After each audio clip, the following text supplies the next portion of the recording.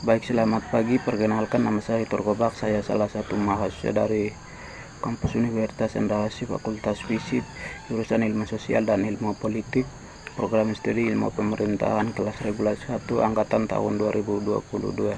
Baik, di sini saya akan menjelaskan ada 5 bagian sesuai dengan menurut saya. Yang pertama, pemerintahan dalam arti luas dan sempit.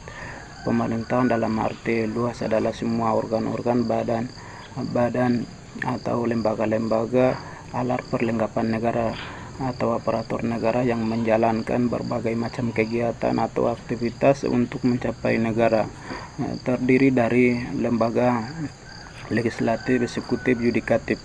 Pemerintah dalam arti sempit adalah menunjukkan kepada lembaga eksekutif lembaga eksekutif baik pusat, presiden, wakil presiden, kabinet, departemen, dan lainnya, gubernur, wali kota, bupati, dan jajarannya ke bawahan dalam pemerintah. Yang kedua, pemerintah sebagai kebutuhan.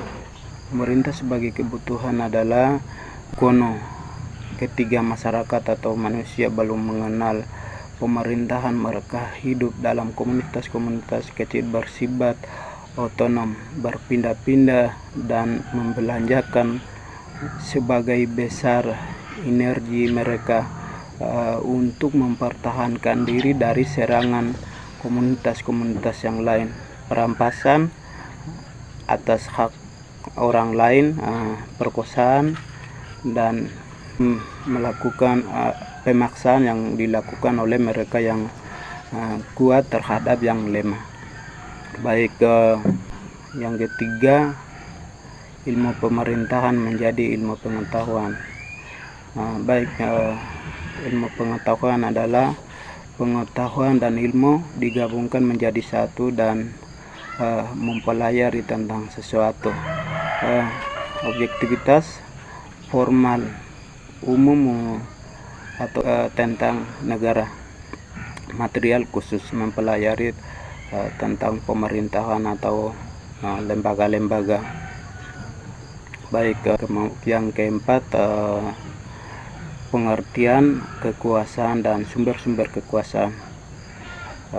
Pengertian kekuasaan merupakan definisi sebagai kemampuan seorang untuk mempengaruhi untuk melakukan sesuatu yang bila tidak dilakukan. Dan sumber-sumber kekuasaan atau power adalah mereka memiliki kemampuan yang dimiliki seorang untuk mempengaruhi individu yang lain atau kelompok yang lain. Kekuasaan itulah yang menentukan mana yang berhak dan mana yang pantas mengambil keputusan. Yang terakhir, manfaat dan tujuan dalam kehidupan masyarakat. Manfaat dan tujuan dalam kehidupan masyarakat serta ilmu pemerintahan secara awam, artinya supaya dapat tahu teori-teori dan bentuk-bentuk serta proses pemerintahan, mampu menempatkan diri dan ikut berperan pada dalam holistik proses pemerintahan, menyelenggarakan pemerintahan terutama dalam negeri.